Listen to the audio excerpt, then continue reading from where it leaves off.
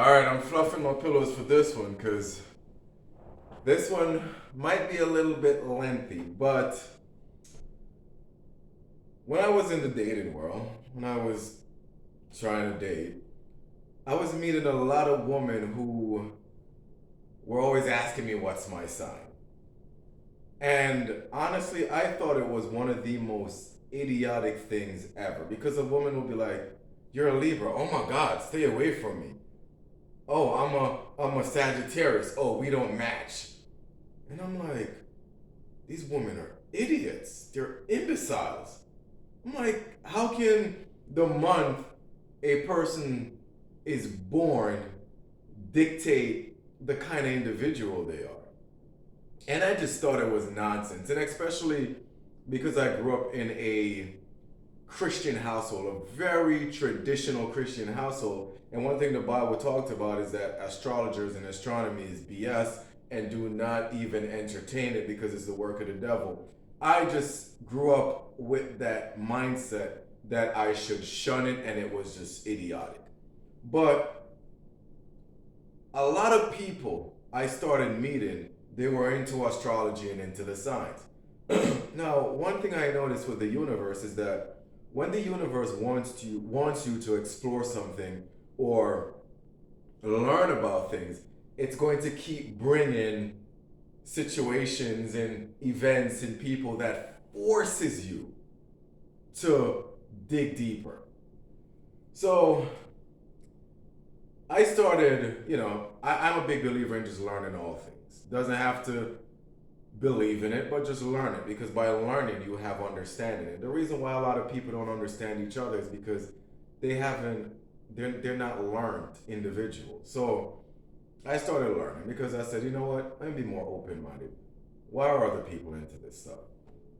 And I went down this rabbit hole for months where I was studying the history of the zodiacs, uh, conjunction, planetary alignments, birth charts, descending sun, rising moon, all this stuff. I just went down this rabbit hole and really dug deep into astrology. So it became very interesting, and I can see why people um, are so drawn to it. Even like, there's just so many correlations between astrology and religion. Like, for example, Jesus, he's called the Son, right? And Jesus had 12 disciples. So there is the Son, and then there's the 12 months. All it's just so many, but this is not an astrological teaching video. This is just about how I got to this point. Now, the signs in when a person is born or the month that they're born, that doesn't dictate what the person is going to be in their life, and it doesn't dictate their character. That is horse s. And women and people who want to shun people or not have friends with people just because they're born in the same month, you're just as bad as a racist. You're an idiot.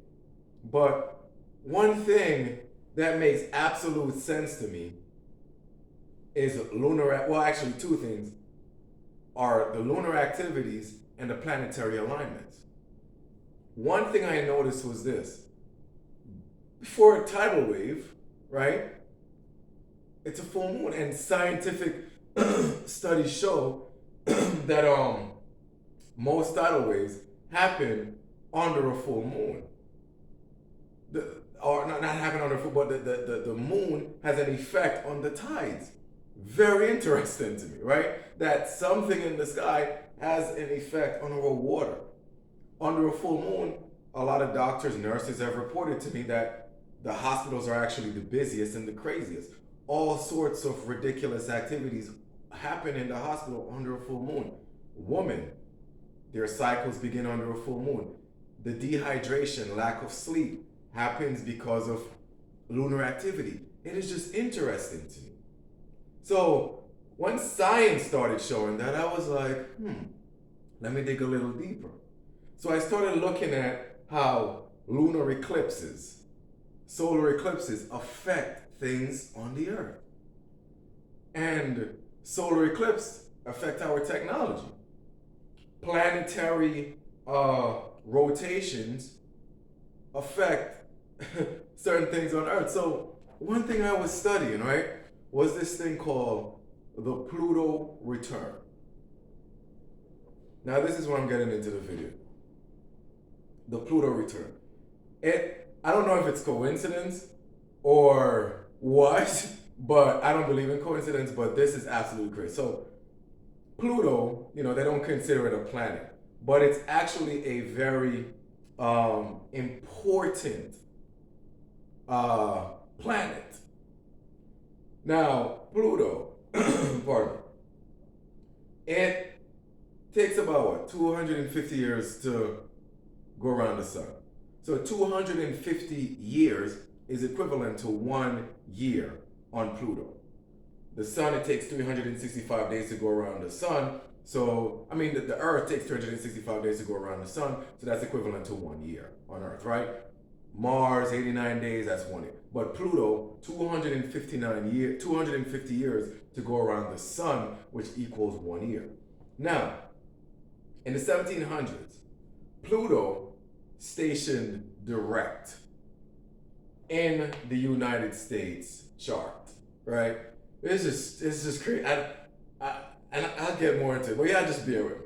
It's stationed direct into America's birth chart.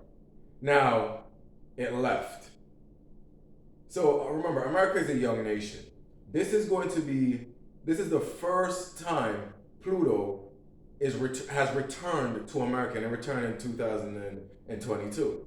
Now, Pluto is a planet of death, destruction, upheaval, and if you can survive it, it makes it stronger. So I was studying the Chinese dynasty, I was studying the English dynasty, all the Dutch dynasty, dynasties that have been around for multiple Pluto returns. So for example, the British experienced 3 Pluto returns. The first Pluto return was war, destruction, and then the second Pluto return, same thing, war, destruction, England becoming unified, because before there was the UK, the United Kingdom, right? England was it was different sections, different you could call it areas, whatever, different kingdoms that made up England. The Zen dynasty. The first Pluto return that came caused such war and chaos and upheaval, almost destroyed the Zen dynasty, but they survived, making it one of the longest ruling dynasties ever. Now, this is America's first return. So I realized that at the beginning of the year that Pluto was going to return into America in the year 2022. And Pluto represents death, destruction, and chaos. Now, you see what's happening in America. The political corruption. We could get into that another time. The ridiculously high inflation. The 19 that happened. Racial tension. Many people are suffering financially. We're going through a dramatic change right now in our country. And the rise of something like cryptocurrency, right? When Pluto returns, it breaks down the old system to create a new one. So now we're entering, and this return seems like it's affecting the monetary system, the stock market, the real estate market, anything monetarily. That's what Pluto is attacking. And if people cannot survive in this time, then, or if nations don't survive a Pluto retrograde, a Pluto return, I keep saying retrograde, pardon me, a Pluto return, then that means it's the end of the country's dynasty. But obviously America is making it work. So what I did when I saw Pluto return is that all the bad news just started happening in 2022. The war in Ukraine, just so much things. So I realized that, you know what? And remember, I talked about this a few years ago. I said we're going to see a major correction, but I was just going off based on political, on financial sense, not some astrological event. But I was like, listen, I'm going to short the market. And this was in November when the market was at an high, and people were like, Brandon, you're crazy, bro. The market keeps running up. And I said, it doesn't make any sense. It's just being pumped up. The corruption is pumping up this market. I was like, the Saudis are going to pull their money out the S&P 500 and crash it. All that oil money is going to be gone. The government is going to be trying to get back all the money they sent out for, you know, during the ailment, and they're going to crash this economy. I'm like, a lot of people are going to be suffering. And I was like, and people thought I was crazy. And I have, you know, an old video I mentioned why I was betting against the market, and I did. And as a result, everything tanked. My fund is up 600%. So that's what it did for me. I literally looked at the return of this planet that is chaotic in destruction and issuing a new era, and it helped me make a lot of money. And it's crazy. A lot of multi-millionaires I've been meeting as of late, and I've been meeting a couple billionaires, they're weird as hell. And they're into like astrology. I'm like the only multi-millionaire you will meet that is normal, right? But all those other guys are weird as hell. And one guy even said to me, millionaires don't need astrology, but billionaires do. I was like, what? And I remember I went on to my friend's trading office. Well, he's now a friend's trading office on Wall Street. And there was a lunar chart in the back of his office. And he faces the window at a certain time. Just he's weird. But guy's making over $100 million a year, right? You know. So I'm like, listen, man, let me test this out a little. And it worked, but guess what? America is going to survive its first Pluto return, which is great news. And because it's going to survive its first Pluto return, America is still going to be the world economical leader until the next 250 years. That's what it's looking like. Until, you know, something chaotic happened. But yeah, that's just what my little studies gave me.